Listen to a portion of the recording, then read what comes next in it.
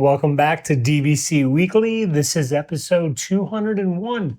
My name is Jason Erpelding. I'm the broker of Buy and Sell DVC. I'm here with Scott Ferrioli. I'm the owner of DVC-Rental.com and Buy and Sell DVC.com. And today is December 11th, 2024, which means the 11th month mark is 11/11/2025, and the 7th month mark is July 11th, 2025, the day that you can get a Slurpee for free at 7-Eleven. So, what should I mention to start off? Besides the Slurpee? We're on, besides the Slurpee, we're on Facebook, we're on X, we're on...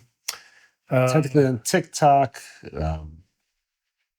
Pinterest, YouTube, of course. YouTube. Yeah, we're on all the podcast stuff as well. We're in Podcatcher, and we're podcast friendly. Amazon, and you pretty much find us anywhere. So be sure and share with your friends. You want to see us? Share with your friends. Let them know they need to get the DVC rental information, resale information. Come here. We can get them the information. Please give us a comment if you want to see certain topics brought up on the show. Today, we're going to start on the buy and sell side of things. And, when considering the purchase of a Disney Vacation Club membership, it's important to carefully weigh several factors to ensure it's a good investment for your vacationing style and future plans. Here are the top 5 things to consider. One is going to be the upfront costs and the financing. Each resort has a different price, whether you're buying direct, whether you're buying resale. Are you going to pay cash? Are you going to finance? What interest rates are you looking at? How many years are you looking to finance the purchase for? And you also have to consider your annual dues. If you're not sure what the annual dues are, just remember on the buy and sell DVC.com, under the buyer section, you can click annual dues pricing. It has the expiration date for each resort, the annual dues for each resort, and it has your average resale price on there. So, the number one thing you need to consider is the cost. You need to say, and I would also start with, this number 2 is vacationing habits and flexibility. 1 is the point system. You need to look at the point system. If you say, I want to stay in a 3-bedroom, the sticker shock on that point chart, you may either have to scratch the idea of owning DVC or consider staying in a smaller room, because, if you want to stay at the Polynesian in a bungalow for 7 nights, that's going to require quite a bit of points. And then the other thing you want to consider is resort location. Do you want to be on the monorail? Do you want to own at Alani because you live in California and you like to go to Hawaii frequently? Those, you have to consider that. Length of stay. How long do you want to stay? Are you going to be a 2 to 3 night person, a 1 night person, a 10 night person, 14 nights? Are you coming from the UK? You want to hang out with Scott for 2 weeks and enjoy his company, and then you want to consider the resale market. What prices are you looking at on the resale market? And then you want to consider family and vacation preferences. If you're, to me, your whole family's got to kind of be on board if you're jumping into this membership, because it's long term. Yeah. And it's, if they're not, if it doesn't sound exciting to them, hey, how would you guys like to go back to Walt Disney World every year? And they kind of say, well, you got to make sure that the family's on board, because it's, then the members that use their membership, it's exciting. They have memories, and, everybody enjoys it, so I don't really know if there's members that, buy into it and aren't excited to use the membership. That would be, I figure maybe they got to that point many years down the line. Right. I think it'd be really odd if somebody bought in, went on their first trip and was like, you know what?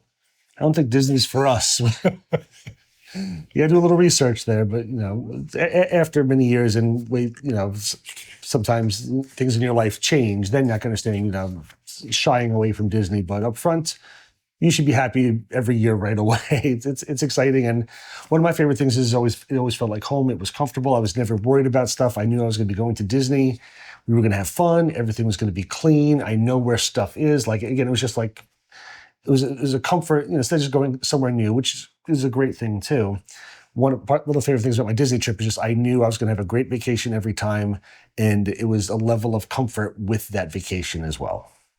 I mean, and one thing, like with your vacations, you're normally like it's DVC, big on cruises. I know you did. I don't know if it's called. Probably going to get the name wrong. I want to say Dolly World, but maybe that's not the name. Dollywood. But like, have you ever actually rented like a home for like through VRBO for the week? Or we've done that before once before in the past, and we have stuff scheduled for our upcoming trips next year. Like we're going to be overseas, and we're not staying in hotels. We are staying in like Airbnb, VRBO rentals. And did you find that process easy, exhausting, a little? In all honesty, my wife is the one who did it. Okay. But we went through it a lot. I didn't find it very bad at all. I mean, especially with overseas, a lot of times by saying that, we need a room or an apartment, something that sleeps 4, that knocks off 80% of the rental. So it cuts down very, very quickly. You say, oh, I do want air conditioning. So it's not like it's too overwhelming. By putting in a couple of parameters, it will lower it a good amount. Because we've enjoyed it. It's good so far. When we've rented homes, I mean, it can become exhausting, especially if you're going with multiple family members, because a certain family member wants this over here. And then each company that you deal with, who you're renting through, like some of them, they're more responsive than others. And so I just bring it up because you say Disney, like, it's safe, it's going to be clean. You know what? You can check in at 8 a.m. if you want. If the room's ready, great. If it's not ready, great. But they're not saying, do not arrive on this property before 4 p.m. There's... You show up, drop off your bags, and go to the park. Right. You don't have to go... As of 2025, go to a water park for free when you stay on Disney property for the first day. So it's easy. It's, that part of the whole thing is relaxing, is you don't have the stress of trying to find the right rental, and, and then you also have the... I don't want to get into rentals too much, but you have that situation where people rent something and it's booked far in advance, and then that person sells the home, and then things get a little, they change a little bit. And then you do also want to kind of, you want to make sure you do understand the difference between buying direct and buying resale, especially when you're looking at a resort like Riviera, because that's a resort, if you buy resale, you can only use it at Riviera, and the benefits are pretty... You don't want to get into the weeds too much, because you can get a concise analysis of the benefits in a paragraph or two and understand it. But those are the things you want to consider when jumping on board to become a DVC member. It goes back to where you want to use it, how many points you want to use, and then what you're going to do, pay cash or finance. And now we're on to the food review of the week. Come here, I'm gonna eat you! Get in my belly! You keep skipping stuff. Did I skip stuff? Skip everything. Every week you skip something. I'm like, I'm preparing that you're gonna go longer, and then I'm like, oh, he's cutting it short. Okay. So for the food review, and I'm shocked that I have not done this one yet. My family and I have now eaten at Sebastian's Bistro at Disney's Caribbean Beach with the Malik family twice. And both times we've enjoyed it. I'm going to give you some of the menu because, again, everything is all set. So you get buttery house-baked pull-apart rolls with guava butter and caramelized onion jam, spiced necklace salad with mixed greens with spiced candied pumpkin seeds, tropical fruit, and radish with key lime dressing. Then the main entree is the Taste of the Caribbean, oven-roasted chicken with tamarind barbecue, slow-cooked mojo pork with mango sambal, chili rub beef with roasted red pepper chimichurri, and baked fish with a citrus butter.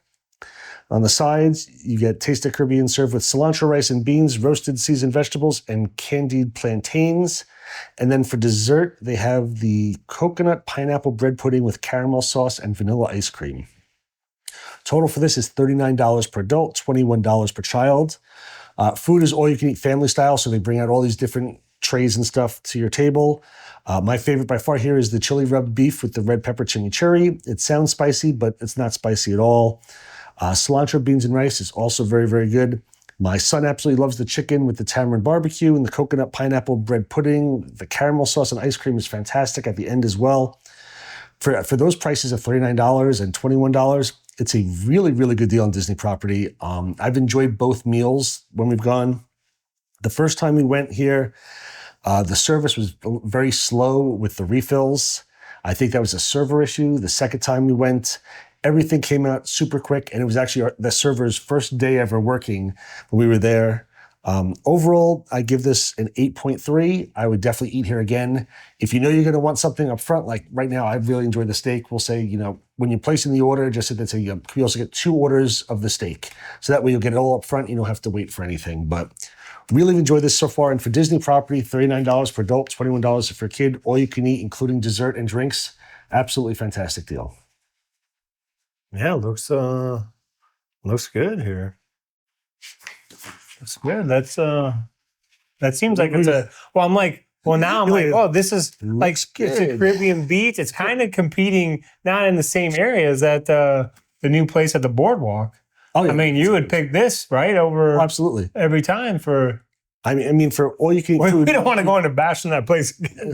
We're going to have to Cake Bake Shop again. For $39, you can get unlimited food, steak, whatever you want, and a dessert. So it's a much, much better deal than Cake Bake Shop. I'm sure maybe the quality at Cake Bake Shop is better. However, the food here is very good. Atmosphere is fun. We were actually happy to be staying at Riviera the last time we went here with the Maliks. So we walked over from Riviera. So it's, as a DVC member, fantastic location. Also really good to eat the food and then walk it back off a little bit. I don't know the exact numbers, but I'd say maybe it's a half mile, 3/4 of a mile walk around the lake to get back to the resort, which was actually very, very pleasant. But yeah, we've enjoyed this a lot. I know the Maliks do it. They love it. And they also get the non-meat one. They get the vegetarian platters, but they're pescatarian, so they eat the fish as well. But they really, really like the vegetarian one also. And then easy to get a reservation? Or do they take walk-ups or? I don't know if they take walk-ups. It's relatively easy to get a reservation. The last time when we went there, what happened is that Maliks were visiting. They were staying. They have a house in Lakeland, and they called me and said, "Hey, what are you doing for dinner tonight?" He said, "We just planned on going out." He said, "All right, I'm driving over. What can you get?" And I went out, and an hour and a half into the future, they had this reservation available. So it was relatively easy to get this time, an hour and a half, 2 hours in advance. So it's got last minute reservations available. I think a lot of people don't consider it. If you're staying there, I'm sure it's super convenient. It's wonderful. But I think a lot of people don't go over to a moderate to go have dinner. So I think there's a lot of last minute availability. And again, very good food and a very good price for Disney property. Yeah, I feel like this is under the radar. Yeah, I think this is the least expensive. You need to hype it up a little more. No, that's why I don't want to hype it up, because then I'll never get a reservation. This is kind of like Trails End. When Trails End was an all you can eat, nobody knew about it. It was like $19.99 per adult. Like nobody had any idea it existed, and it was great. And now they've gotten rid of that. So this is $39 per adult. I think this is by far the least expensive buffet on property. So all of our 7 listeners, check this place out. Really, really good. Don't tell anybody else though, because I want to be able to get a reservation last minute. All right, now we're on DVC-rental side of things. So it looks like we got some events coming up. Yep, on the rental side, I just wanted to go over some upcoming events for January, the start of the new year, January 1st. That's when they're going to have the new water park. I actually just mentioned it a couple minutes ago. The new water park entry goes into effect. So anybody staying on Disney property, the day of check-in, you can go to one of the water parks, whether both are open or a lot of times they'll rotate them in and out. One of the water parks for free admission. So wonderful option for people. Day of. And a lot of times what people do is that they'll check in.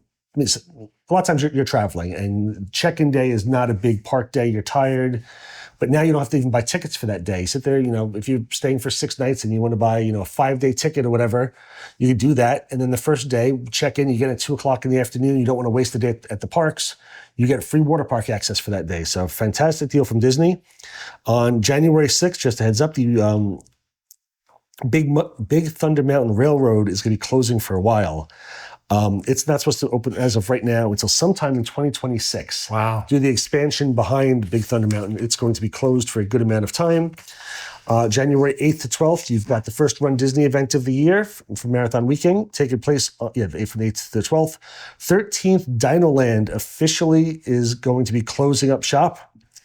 On the 13th, Triceratops Spin, Fossil Fun Games, Chester Hesser's Dinosaur Treasures will all be permanently closed. as it makes way for the new Tropical Americas theming, meaning the last day to experience this is on January 12th. 13th is closed. I realize I'm reading this. They mentioned actually Dinosaur Ride. I don't know if that's closed prior to that. I'm guessing possibly, but either way, everything's going to be closing up. Then January 6th, all the way through May 19th, Disney's going to be having the after-hours events at Magic Kingdom. They're going to be, I have all the January 6th, 13th, 20th, and 27th. All these are once a week.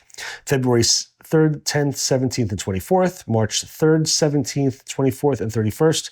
They're missing one in the middle there. April 7th and April 28th. So big gap in there, not every week. May 5th, 12th, and 19th. Those are the after-hours Magic Kingdom parties, which is an extra paid-for event. But I know a lot of people do like that because the crowds are much, much lower during during the after-hours events. January 17th, all the way through February 24th is going to be the Festival of the Arts at Epcot, something I always love going to every year, especially in the beginning. Not normally extra crowded, but you've got a lot of new artwork, and they've got chalk drawings on the sidewalk. Lots of the artists come in, and you can meet them. They'll sign your stuff for you if you buy something. So that's always fun. January 22nd to September 3rd, the after hours are now back at Hollywood Studios. Too many dates to list on here, but that's back as well. January 2025 to somewhere June 2025. Just a heads up, for those 5 months in there, Stormalong Bay at Yacht Club and Beach Club is going to be closed for refurbishment. Nobody knows exactly the dates yet. Hopefully they come back a little bit earlier. We've tried to warn everybody who's been putting in Beach Club reservations to let them know that Stormalong Bay will be closed for those months while they do a refurbishment. Just so you know, the leisure pools at the hotels will be open, but the main pool, Stormalong Bay, will be shut down. Okay, I can't remember when Disney has the event for the DVC members, like after hours. Membership Magic? Oh, the Moonlight Magic. Moonlight Magic, okay. Magic. So the question I have is, the people are asking, these after-hour events, right? Mm-hmm. Are they similar to like a Moonlight Magic event, and meaning the crowd size? Or? They're supposed to be much smaller. Oh, even better then. Even better. Again, it's a paid event, so they charge you a decent amount for it. I don't know the numbers offhand, but I mean, it's a good amount extra to get into these events. But it's supposed to be much smaller crowds and much smaller crowds than the Moonlight Magic. Because we've gone to Moonlight Magic, in the past several years, and they're relatively crowded events. And as you know, it's been even much harder to get into the Moonlight Magic as well. Because I feel like, I don't know, Disney's tightened up somehow just for events that maybe more people know about them. Because we used to be able to get in no problem every time. And Moonlight Magic over the past couple of years has been more of a pain to get into. And they always do it at like a Wednesday night or something when my kids are in school. So it's never really a great time for us to do it anyway. So what you're saying is, if you bought resale and you're disappointed that you can't do the Moonlight Magic, this is you can take some of the money that you saved on the purchase price, save $10,000 off the purchase, and you could go to an after hours much better, and you might have a much better experience, much better. And then you're coming out of the end with a smile on your face, saying, I still did the right thing. And most importantly, there are many, many options to choose from. Right. Versus sitting there going, they have, only a couple Moonlight Magic events a year. My family wasn't going during those times. Now you can sit there and say, I could go anytime in May or anytime here. One of these dates will easily match up. And I don't have to sit there and fight and go, I didn't get in. As long as you book in advance, you pay for this and it'll be a much better, there's less crowded. I don't want to, is there pretty much a very slim chance that you're going to get no availability on these after hours? I don't believe so. Okay. Especially if you book them in advance, it shouldn't be an issue. I mean, we'll leave it at, it's much, much easier to get into this than it is to the Moonlight Magic events. Gotcha. That's fantastic news, really. This is more under the radar information. Look at that. I wasn't expecting that. And that is really fantastic. Yep. So thanks for that information, and we will see you next week. Please, again, like and subscribe to our channel. Leave us comments if you want us to go over something. If you have any questions, we always appreciate it. And thank you so much, everybody.